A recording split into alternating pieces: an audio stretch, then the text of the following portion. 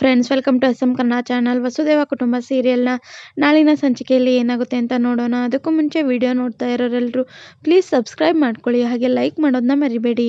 ಇನ್ನು ಸ್ವಾತಿ ಅವರಮ್ಮ, ನಾವು ರಾಗಿಣಿನ ಪ್ರಶ್ನೆ ಮಾಡೋದಕ್ಕೆ ಅವ್ರ ಮನೆಗೆ ಹೋಗಿ ತಪ್ಪು ಮಾಡಿಬಿಟ್ಟಿವಿ ಕಣೆ ಅಂತ ಗೀತಂಗೆ ಹೇಳ್ತಾ ಇರ್ತಾರೆ. ಯಾಕೆ ಅಂದರೆ ರಾಗಿಣಿ ಸೂಪ್ ಕುಡಿದ್ರೂ ಅವಳಿಗೆ ಏನೂ ಆಗ್ತಿರೋದಿಲ್ಲ. ಯಾಕೆಂದರೆ ಅವ್ರ ಅತ್ತೆ ಆ ಡಬ್ಬಾನೇ ಚೇಂಜ್ ಮಾಡಿಬಿಟ್ಟಿರ್ತಾರೆ, ದುರ್ಗಾ ಅವರು. ಹಾಗಾಗಿ ರಾಗಿಣಿ ಆ ಸೂಪ್ನ ಕುಡಿದ್ರೂ ಅವಳಿಗೆ ಏನೂ ಆಗಲಿಲ್ಲ. ಇನ್ನು ಈ ಕಡೆ ಸ್ವಾತಿ ಅಜ್ಜಿ ಅವಳನ್ನ ಯಾವ ಕಾರಣಕ್ಕೂ ನಂಬಾರ್ದು, ಅವಳ ಅಪ್ಪನ ಥರನೇ ಇವಳು ಭಾರಿ ಜೋರು ಅಂತ ಹೇಳ್ತಾರೆ. ಹಾಗಾಗಿ ಹೌದು, ಅವಳಿಂದ ಆದಷ್ಟು ನಾವು ದೂರನೇ ಇದ್ಬಿಡೋಣ. ನಾವೇನೇ ಮಾಡಕ್ ಹೋದ್ರು ಅದರಿಂದ ಕೊನೆಗೆ ಸ್ವಾತಿಗೆ ತೊಂದರೆ ಆಗೋದು. ನಮ್ಗೆ ನಮ್ ಸ್ವಾತಿ ಮುಖ್ಯ ಅಂತಾಳೆ. ಆಗ ಅವ್ರಮ್ಮ, ನಿಜ ಕಣೆ, ಆ ರಾಗಿಣಿ ಯಾವ ಕಾಲಕ್ಕೂ ಬದಲಾಗಲ್ಲ. ಕುಮಾರ, ಗೀತಾ ಆಗಿದ್ದಾಗೋಯ್ತು, ಬಿಟ್ಬಿಡ್ರೋ ಇಲ್ಲಿಗೆ. ಈ ವಿಷಯನ ಎಷ್ಟೇ ಮಾತಾಡಿದ್ರು ಏನು ಪ್ರಯೋಜನ ಇಲ್ಲ ಅಂತ ಹೇಳ್ತಾರೆ. ಆಗ ಕುಮಾರ, ನಿಜ ಅತ್ತೆ, ಆದ್ರೂ ಏನೋ ಒಂಥರ ಬೇಜಾರಾಗ್ತಾ ಇದೆ. ನಾವು ತಪ್ಪು ತಿಳ್ಕೊಂಡ್ವೋ ಇಲ್ಲ ರಾಗಿಣಿನೋ ಏನೋ ಮಾಡಿ ನಮ್ ಕಣ್ಣಿಗೆ ಮಣ್ಣು ಎರಚಿದ್ಲೋ ಒಂದು ಗೊತ್ತಾಗ್ತಿಲ್ಲ ಅಂತಾನೆ. ಆಗ ಪದ್ಮ ಅವರು, ಎಲ್ಲ ನಮ್ಮ ಹಣೆ ಬರಹ.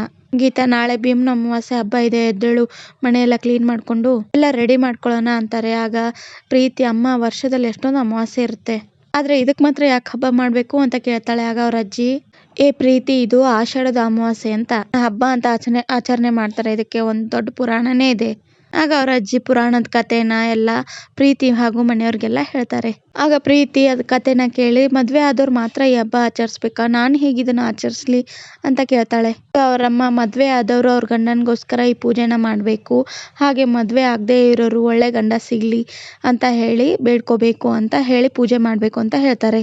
ಆಗ ರೂಮ್ ಒಳಗಡೆ ಇದ್ದ ಮೇಘ ಅದನ್ನ ಕೇಳಿಸ್ಕೊಂಡು, ಅಂದ್ರೆ ಐಶು ಸ್ಫೂರ್ತಿ ಹೇಳಿದ ಮಾತು ನಿಜ, ಹಾಗಿದ್ರೆ ನಾನು ನಿತಿನ್ ಅವ್ರಿಗೋಸ್ಕರ ವ್ರತ ಮಾಡ್ತೀನಿ, ಆ ದೇವ್ರ ಆಶೀರ್ವಾದ ಮಾಡಿದ್ರೆ ನಂಗೆ ನಿತಿನ್ ಅವ್ರು ಸಿಕ್ಕೇ ಸಿಗ್ತಾರೆ ಅಂತ ಅನ್ಕೋತಾ ಇರ್ತಾಳೆ. ಇನ್ನು ಈ ಕಡೆ ಸ್ವಾತಿ, ವಂಶಿ ರೂಮಲ್ಲಿ ಮಲಗಿದಾಗ ಅವ್ನ ಮುಂದೆ ಅವ್ನು ನೋಡ್ಲಿ ಅಂತ ಹೇಳಿ ಬಸ್ಕಿ ಹೊಡಿತಾ ಇರ್ತಾಳೆ. 100, 101 ಹಾಗೆ ಎಣಿಸ್ತಾ ತಪ್ಪಾಗಿ ಎಣಿಸಿ ಒಮ್ಮಾಗ್ಲೇ 200ಗೆ ಹೋಗ್ಬಿಡ್ತಾಳೆ. ಹಾಗೆ ಎಣಿಸ್ತಾ 1000, 1200 ಅಂತ ಹೇಳಿ ಎಣಿಸ್ತಾಳೆ. ಆಗ ವಂಶಿ ಎದ್ಬಿಟ್ಟು, ಸಾಕು ಸುಮ್ನಿರೇ, ಅದ್ಯಾಕೆ ತಪ್ಪಾಗಿ ಕೌಂಟ್ ಮಾಡ್ತಾ ಇದೆಯಾ, ಸರಿಯಾಗಿ ಎಣ್ಸಕ್ ಬರಲ್ಲ ಅಂದ್ರೆ ಹೇಳು, ಯಾವ್ದಾದ್ರು ಪ್ರಿ-KGಗೆ ಅಡ್ಮಿಷನ್ ಮಾಡಿಸ್ತೀನಿ ಅಂತಾನೆ.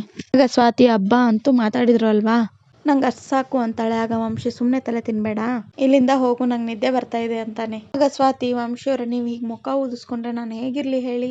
ಸಾರಿ ವಂಶಿಯವ್ರೆ, ಏನೋ ಯೋಚನೆ ಮಾಡ್ತಾ ಇದ್ದೆ, ಕೋಪ ಬಂದ್ಬಿಡ್ತು ಅಂತಾಳೆ. ಆಗ ವಂಶಿ, ಅಷ್ಟು ಈಸಿಯಾಗಿ ಹೇಳ್ತೀಯಲ್ಲ, ಇರ್ಲಿ, ಕೋಪ ಯಾಕೆ ಬಂತು ಅಂತ ಕೇಳ್ತಾನೆ. ಆಗ ಸ್ವಾತಿ, ಅಯ್ಯೋ ಅದೆಲ್ಲ ಬಿಡಿ ವಂಶಿಯವ್ರೆ, ಹೇಳಿದ್ನಲ್ಲ ಏನೋ ಯೋಚನೆ ಮಾಡ್ತಿದ್ದೆ ಅಂತ ಹೇಳ್ತಾಳೆ. ಆಗ ವಂಶಿ, ಹಾಗೆಲ್ಲ ಬಿಡಕ್ಕಾಗಲ್ಲ, ಮೊದ್ಲೆಲ್ಲ ನನಗೆ ಕೋಪ ಜಾಸ್ತಿ ಬರ್ತಾ ಇತ್ತು, ಸಿಕ್ಕಾಪಟ್ಟೆ ಬೈತಿದ್ದೆ, ಅದನ್ನೆಲ್ಲ ನೀನ್ ಸಹಿಸ್ಕೊಂಡಿದೀಯ, ಅದಕ್ಕೆ ಈ ನಡುವೆ ನಾನು ಕೋಪನ ಕಂಟ್ರೋಲ್ ಮಾಡ್ಕೊಂಡಿದೀನಿ.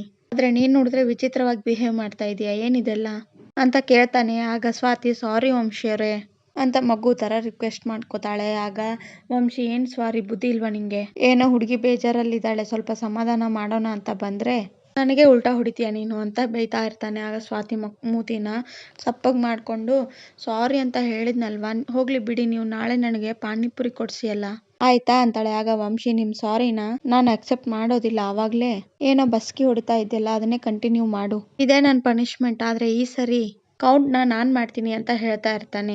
ಅದಾದ್ಮೇಲೆ ಗಣಪತಿ ಹಾಗೆ ಭವಾನಿಯವ್ರ ಹತ್ರ ಸ್ವಾತಿ ಬರ್ತಾಳೆ. ಆಗ ಭವಾನಿಯವರು, ನಾಳೆ ಭೀಮ್ನ ಅಮಾವಾಸ್ಯೆ ಇದೆ ಸ್ವಾತಿ, ಗಂಡನ್ ಪಾದ ಪೂಜೆ ಮಾಡಿದ್ರೆ ತುಂಬಾ ಶ್ರೇಯಸ್ಸು, ಆ ಪೂಜೆನ ನಾನು ಮಾಡ್ತೀನಿ, ಜೊತೆಗೆ ನೀನು ಮಾಡು ಅಂತ ಹೇಳ್ತಾ ಇರ್ತಾರೆ. ಆಗ ಸ್ವಾತಿ, ಸರಿ ಅಜ್ಜಿ, ಆಯ್ತು, ನಾನು ಮಾಡ್ತೀನಿ ಅಂತ ಹೇಳ್ತಾ ಇರ್ತಾಳೆ.